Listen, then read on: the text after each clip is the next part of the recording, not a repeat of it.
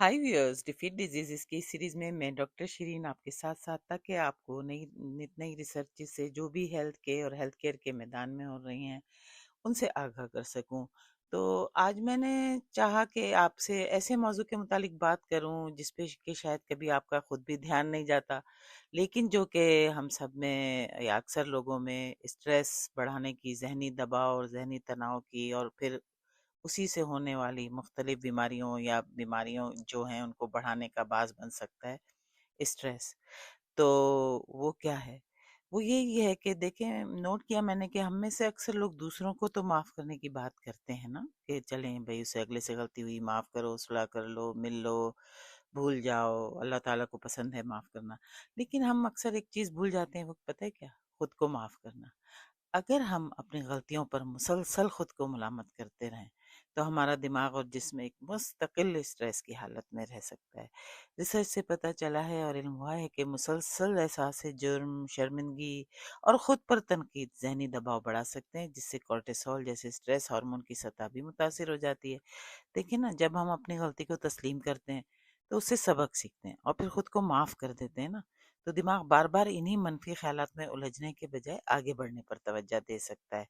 और हमें यही करना चाहिए, क्योंकि जितने भी तहकीकी मुतालियात हैं उनसे पता चला है कि जो सेल्फ कंपैशन है यानी अपने साथ मेहरबानी, सेल्फ फॉरगिवनेस यानी खुद को माफ़ करना, ये दिमाग के उस हिस्से की सरगर्मी को कम करने में मदद दे सकते हैं जो खतरे और खौफ का एहसास पैदा करता है, जबकि वो हिस्से ज़्यादा फ़ाल हो सकते हैं जो जज़्बात को मुतवाज़न, बैलेंस रखने और बेहतर फ़ैसले करने में मदद देता है, और इसका असर सिर्फ़ ज़हन तक महदूद नहीं रहता।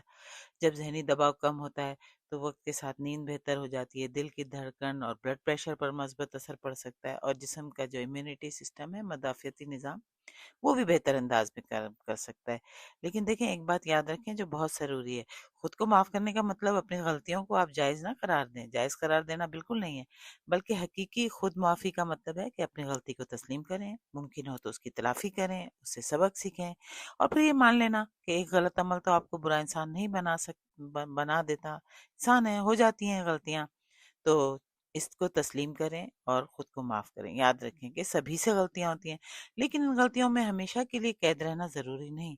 ख़ुद को माफ़ करना कमज़ोरी नहीं, बल्कि ज़हनी पुख्तगी, जज़्बाती सेहत और बेहतर ज़िंदगी की तरफ एक अहम कदम है। तो अगर आप चाहते हैं इसी तरह उर्दू में नित नई रिसर्च से आगाह होते रहें, अपनी सेहत, अपनी ज़िंदगी को बेहतर से बेहतर बनाते रहें, मेरी वीडियो को लाइक करें, सब्सक्राइब करें और आगे अपने तमाम जानने वालों में ज़रूर शेयर करें, कमेंट्स करें, मुझसे सवालात पूछें, मैं आपको जवाब दूँगी। मुझे अच्छा लगता है। आपको चाहिए कि आप हौसला अफ़ज़ाई करें। मैं आपके लिए बड़ी मेहनत से ये सारा मवाद जो है इंग्लिश से उर्दू में ट्रांसलेट करके आप तक पहुँचाती हूँ, ताकि तमाम उर्दू जानने वालों को इन सबसे आगाही हो सके। मिलते हैं अगली वीडियो में नई मालूमात के साथ, तब तक के लिए बाय।